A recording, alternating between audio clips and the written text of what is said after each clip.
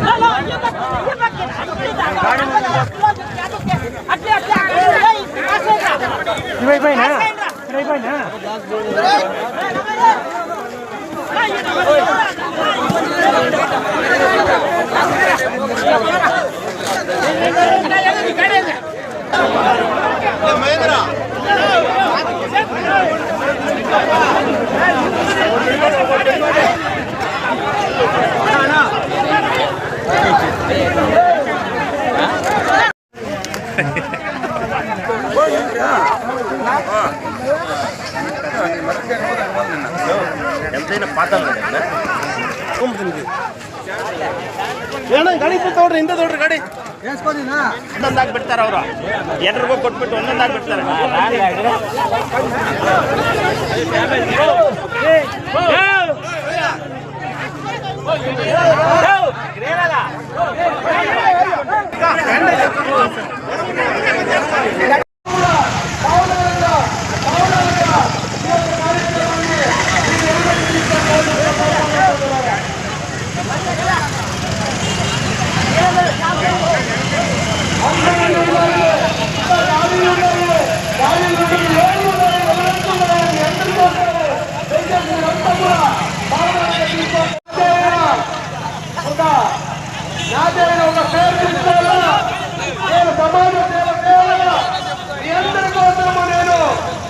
కార్యక్రమం రూపించుకొని జనాల్లో ఉండాలనే ఉద్దేశంతో ఈ మొత్తం మన హరినాథ్ రెడ్డి చారిటబల్ ట్రస్ట్ ఇంకా ఈ ఉచిత హెల్మెట్ కార్యక్రమాన్ని రూపించి మీ అందరి కోసం హెల్మెట్ ఇస్తారో పొందుతారా.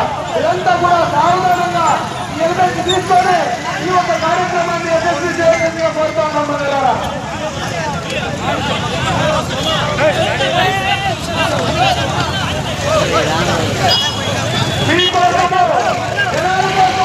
ಇವತ್ತು ಅಂದರೆ ನಾನು ಬಾಗೇಪಲ್ಲಿ ವಿಧಾನಸಭಾ ಕ್ಷೇತ್ರದಲ್ಲಿ ಅಂದರೆ ಗುಡಿಬಂಡೆ ತಾಲೂಕು, ಬಾಗೇಪಲ್ಲಿ ತಾಲೂಕು, ಚೇಳೂರು ತಾಲೂಕುಗಳನ್ನು 3 ತಾಲೂಕುಗಳನ್ನು ಕಂಡ ಒಂದು ದೊಡ್ಡ ನಮ್ಮ ಇದು ಕ್ಷೇತ್ರ. ಈ ಕ್ಷೇತ್ರದಲ್ಲಿ ಸುಮಾರು 4 ತಿಂಗಳಿಂದ 50,000 ಹೆಲ್ಮೆಟ್ ಹಂಚಿದ್ದೀವಿ. ಇನ್ನೂ ಒಂದು 10,000 ಸ್ಟಾಕ್ ಇದೆ. ಬಾಗೇಪಲ್ಲಿ ಮತ್ತು ಗುಡಿಬಂಡೆ 2 ಪಟ್ಟಣ ಹಂಗೆ ಇದೆ. ಅದಕ್ಕೋಸ್ಕರ ಇದೇನು ನಮ್ಮ ಚೇಳೂರಲ್ಲಿ ಕಾರಣಾಂತರದಿಂದ ಸ್ವಲ್ಪ ತಡವಾಯಿತು. ಆದರೆ ಸುಮಾರು ಇವತ್ತು ಒಂದು 3,000 ಹೆಲ್ಮೆಟನ್ನು ನಾನೇನು ಪರಿಗಣಿಸಿಲ್ಲ. ಅದು 3,000 ಹೆಲ್ಮೆಟನ್ನು ಇವತ್ತು ಹಂಚಿದ್ದೀವಿ ಚೇಳೂರು ಪಟ್ಟಣದಲ್ಲಿ. ಇನ್ನು ಬಾಗೇಪಲ್ಲಿ ಇದೆ, ಗುಡಿಬಂಡೆ ಇದೆ.